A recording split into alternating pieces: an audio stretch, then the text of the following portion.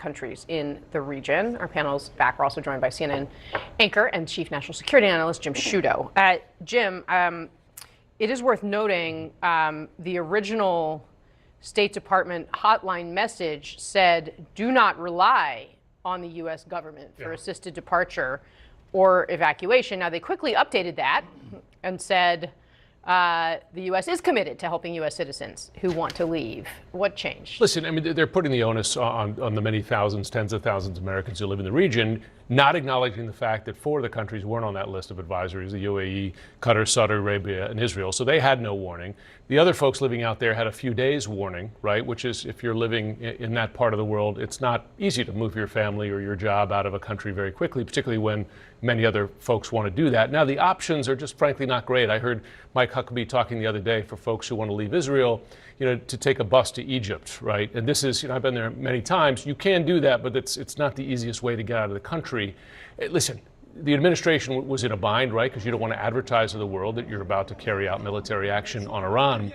But you might acknowledge that at this point, rather than saying that anybody who didn't leave, it's their fault, right? There are many people who live there. Your roots are deep.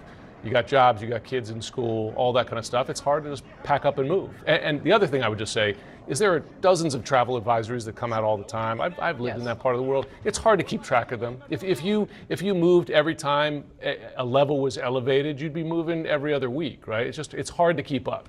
It doesn't take a political savant to tell you that tough luck, you're on your own, is not the winning political message. Yeah, but respectfully, we had the largest armada in the Middle East we've ever had, more air power in one part of the world we've had in generations. There were signs. If you were paying attention here in Washington, I mean, this felt pretty inevitable for weeks. Yes, for weeks. But also, then we're hearing the stories, and I wish the administration would come out with a through line on all this stuff, where they knew of a gathering, they took action and decapitated the government, which is a great societal global good.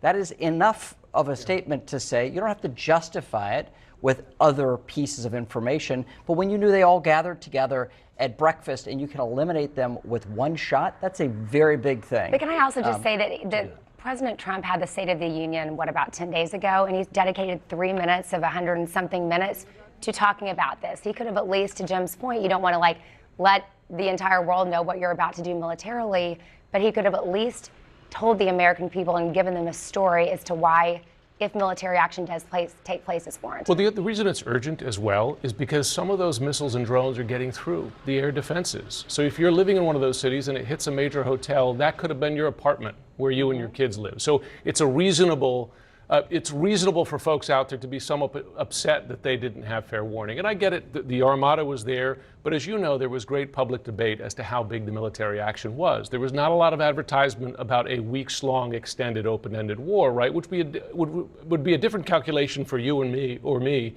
if we were living there at the time, as to whether we judged it was time to, pack up the bags and go. Yeah, at the same time there was the Armada, there were also peace talks happening at the exact same time. Yeah. Indeed. All right. We'll be right back.